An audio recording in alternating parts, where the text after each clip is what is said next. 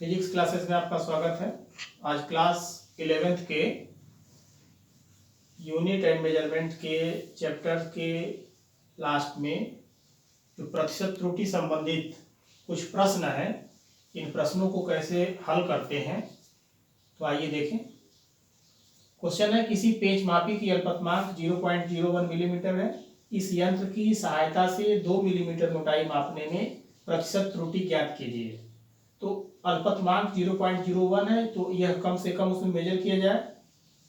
2 millimetre मोटाई है तो कुल माप इसका हो गया 2 मिलीमीटर। तो इस तरह से इसमें जो प्रतिशत त्रुटि होगी 0.01 मिलीमीटर और अपान 2 मिलीमीटर और इंटू 100।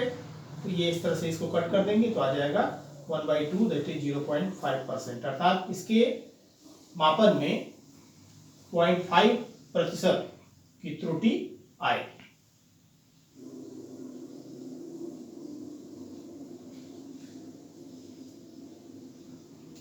एक पेच मापी की अल्पतमांक 0.001 सेंटीमीटर है। इसके द्वारा किसी तार का व्यास 0.225 सेंटीमीटर मापा जाता है। इस माप में संभावित प्रतिशत त्रुटि ज्ञात कीजिए। तो अल्पतमांक इसका 0.001 सेंटीमीटर है और तार का व्यास 0.225 सेंटीमीटर है। तो संभावित त्रुटि हो गई न्यूनतम माप बटा टोटल, तो 0.001 अपान 0.225 इंटू 100।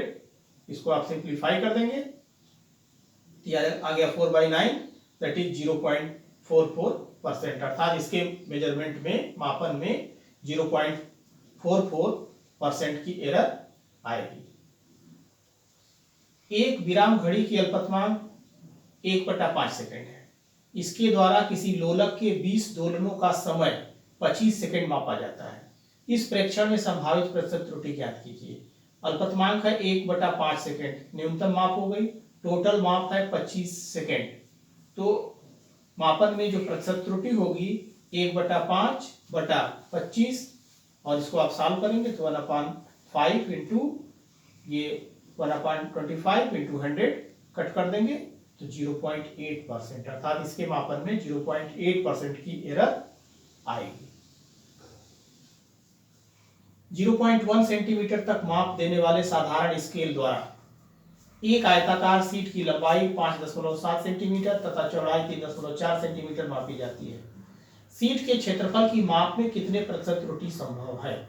तो इसकी लंबाई देखें 5.7, चौड़ाई 3.4 सेंटीमीटर। तो 5.5 सेंटीमीटर इसकी लंबाई है, तो इसके मापन में त्रुटि 0.1 सेंटीमीटर की मिनिमम होगी। इसी तरह से 3.4 वाले के लिए भी 0.1। तो अब जो सीट का क्षेत्रफल है लंबाई गुणे चौड़ाई, और इसके लिए आप फार्मूला बनाते हैं तो delta A upon A into 100 equals to delta L upon L plus delta B upon B total into 100।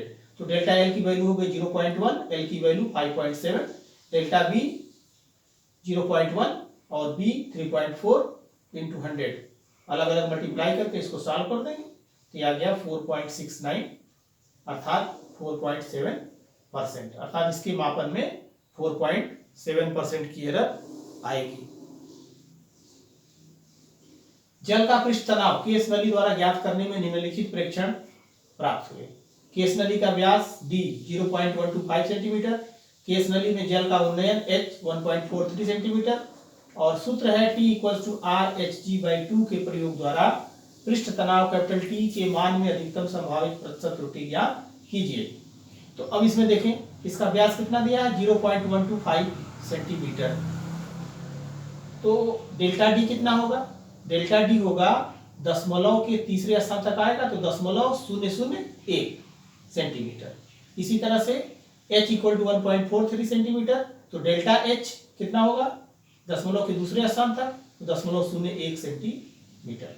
अब फार्मूला हमारे पास है T इक्वल्स टू RHG/2 और क्वेश्चन में दिया है व्यास, तो इस रेडियस को आप बदल दीजिए डायमीटर में, तो R इक्वल्स टू D/2 होता है, ये हो गया D/2 और HG/2, तो इसको आप सिंप्लीफाई करेंगे तो DHG/4।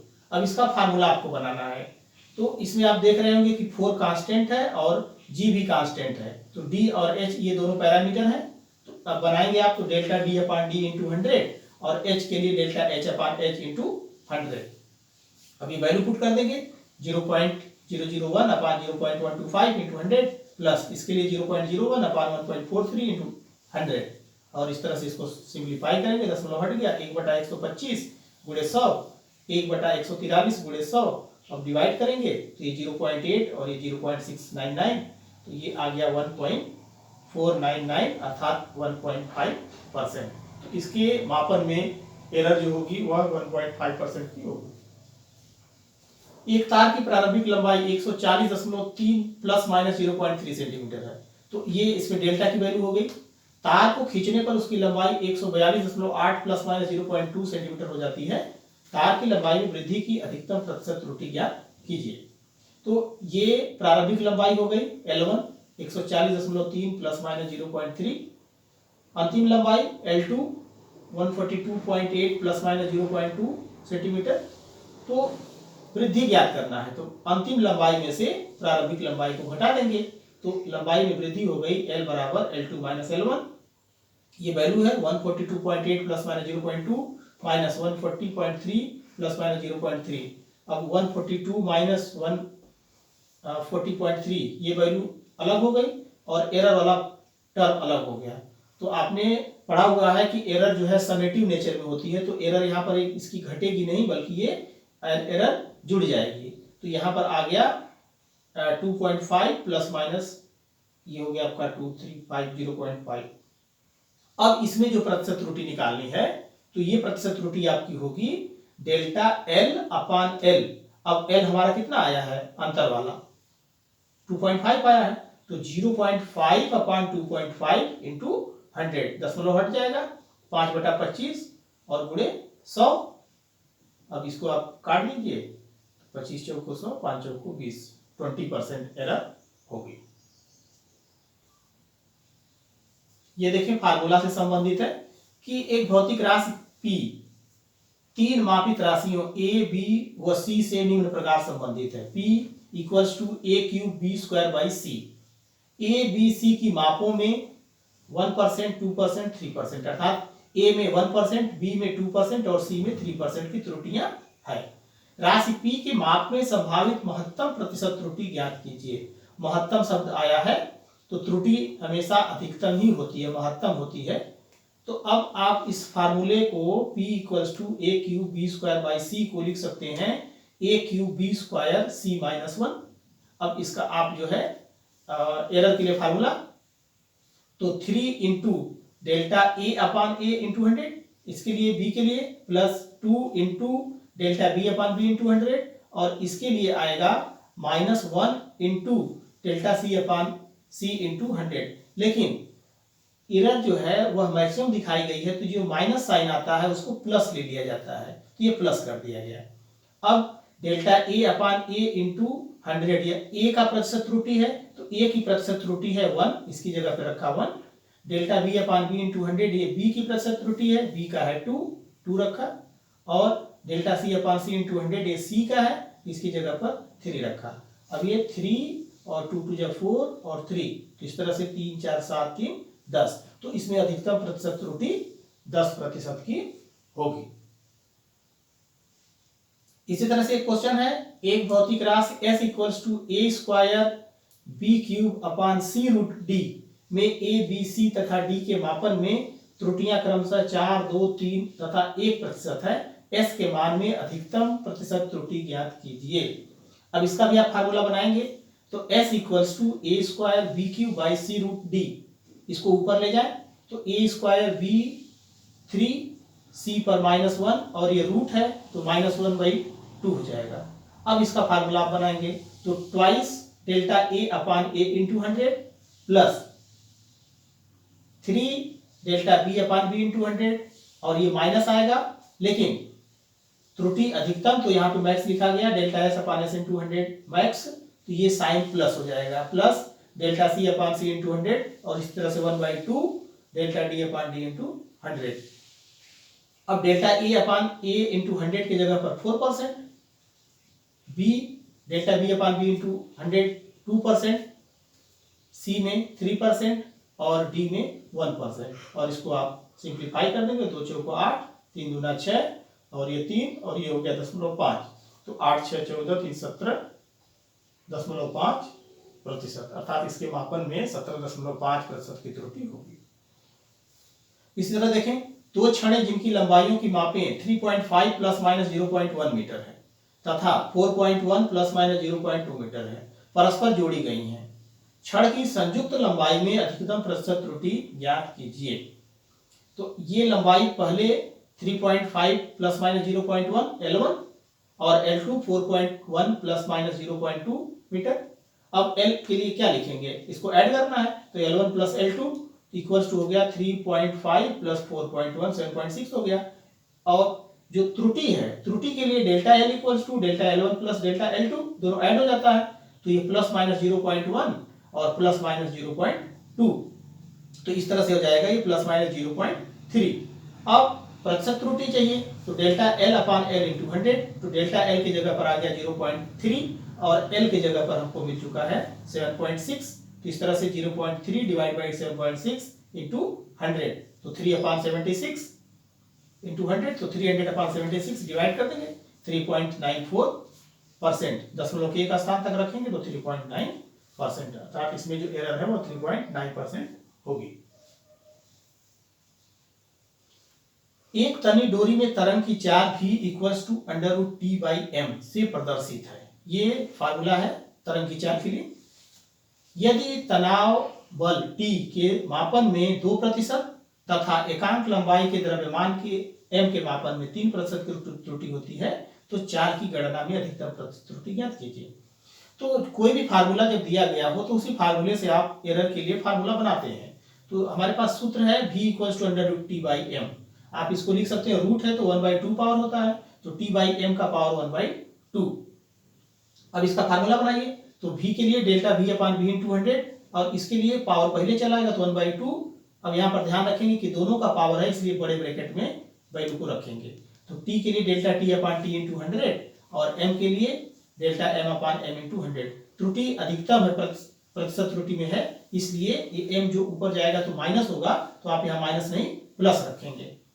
अब क्वेश्चन में दिया था कि डेल्टा t इंटू 100 इसके लिए 2% है और m के लिए 3% है, तो ये 2 और 3 5 और 1/2 है, तो ये हो गया 2.5%। अर्थात तरंग की चाल जो मापी गई उसमें जो प्रतिशत त्रुटि आएगी वह 2.5% होगी।